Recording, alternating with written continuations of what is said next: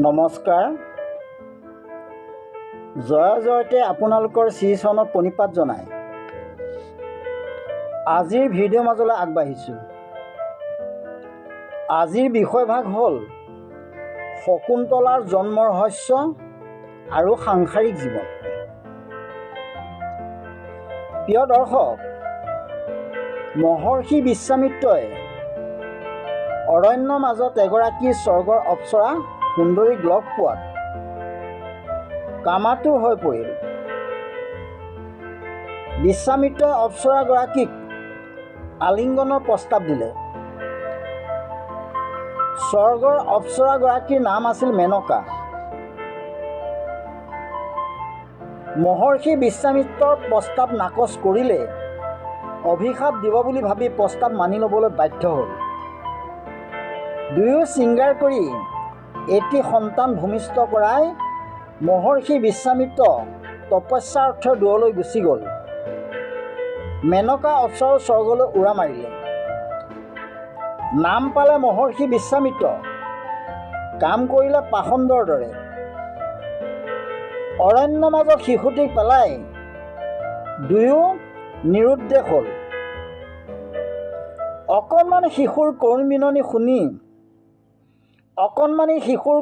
বিননি শুনি এটি শকুনি চৰাই আহি পাখিৰে ঢাকি ৰাখি সুৰক্ষিত কৰি ৰাখিছিল।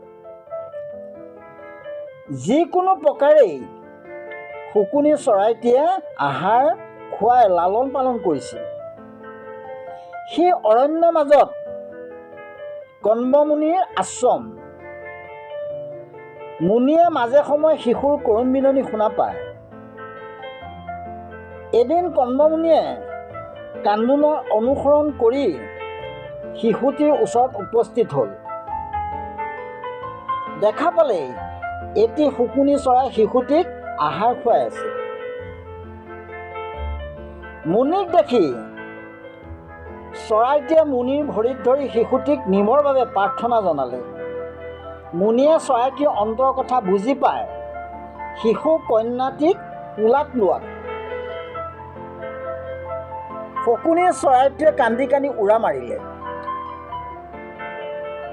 মুনিয়ে শিশুটিক আনি আশ্ৰমত লালন পালন কৰি ডাঙৰ দীঘল কৰিলে।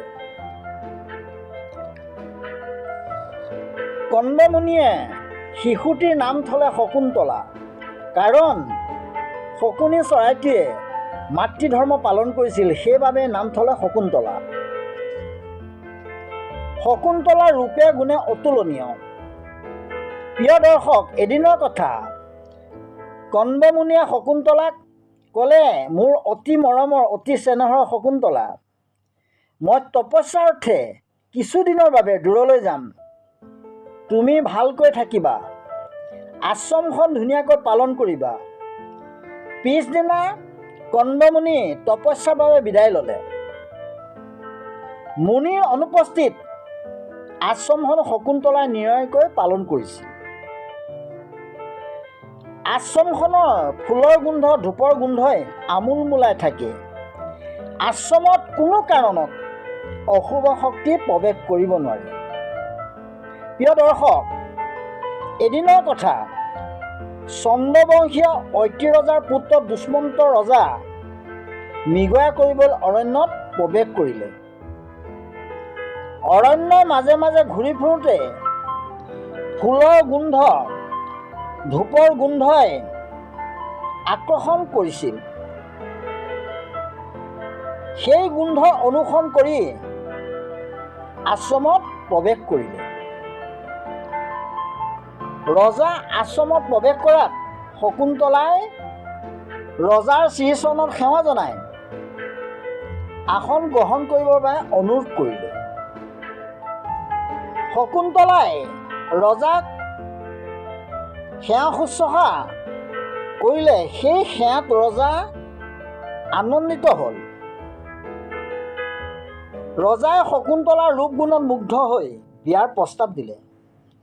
তেতিয়া শকুন্তলাই ক'লে, মোৰ পিতৃ তথা গুৰুদেৱ বৰ্তমান তপস্যাৰ অৰ্থে কিছুদিনৰ বাবে দূৰলৈ গৈছে, গতিকে আপোনাৰ প্ৰস্তাৱ বৰ্তমান মানি ল'ব নোৱাৰিম। ৰজাৰ কাতৰ অনুৰোধত শকুন্তলাই প্ৰস্তাৱ মানি ল'বলৈ বাধ্য হ'ল। ৰজাৰ বিধি অনুসাৰে দুয়ো আশ্ৰমতে বিয়া পাতিলে। পৰম আনন্দে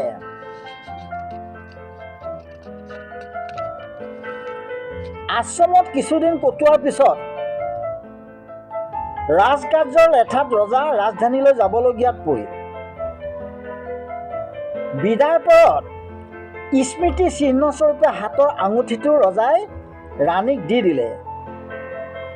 কন্দমুনি আশ্ৰমলৈ ঘূৰি অহাত শকুন্তলাই সকলো কথা বিৱৰি ক'লে। মুনিয়ে বহুত আনন্দ পালে। ইতিমধ্যে শকুন্তলা গৰ্ভৱতী হোৱা গম পাই পৰম পুলকিত চিত্ৰে তেওঁ ৰজাৰ ওচৰলৈ পঠিয়াই দিলে। স্বামীৰ গৃহত প্ৰৱেশ কৰাত ৰজাই চিনি নাপাওঁ বুলি পঠাই দিলে। শকুন্তলা স্মৃতি চিহ্ন হিচাপেও আঙুঠিটো দেখুৱাব নোৱাৰিলে, কাৰণ আঙুঠিটো হেৰাই গ'ল।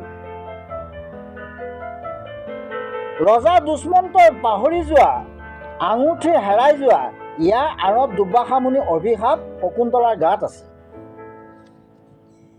গতিকে স্বামীগৃহত শকুন্তলা স্থান নাপায় দুখে অপমানে মাৰিচ ঋষিৰ আশ্ৰমত গৈ আশ্ৰয় ল'লে। সেই আশ্ৰমতে এটি সন্তান জন্ম দিলে। মাৰিচ ঋষিয়ে নাম থলে ভৰত। শকুন্তলাই ভৰতক মাৰিচ ঋষিৰ আশ্ৰমতে বহু কষ্টৰে ডাঙৰ দীঘল কৰিলে। ভৰত বহুত জ্ঞানী গুণী ধৰ্মপৰায়ণ হ'ল। কিছুদিনৰ পিছত দৈব্যবাণী শুনি দুষ্মন্তই পূৰ্ব কথা মনত পৰাত শকুন্তলা আৰু পুত্ৰ ভৰতক নিজৰ ঘৰলৈ লৈ আহিল। সুখে সন্তোষে কিছুদিন কটাই যথাসময়ত পুত্ৰ ভৰতক ৰাজ্যভাৰ দি বানপ্ৰস্থ অৱলম্বন কৰিলে। এই আছিল শকুন্তলা জন্ম ৰহস্য আৰু সাংসাৰিক জীৱন। আজি ইমানতেই সামৰণি মাৰিছোঁ।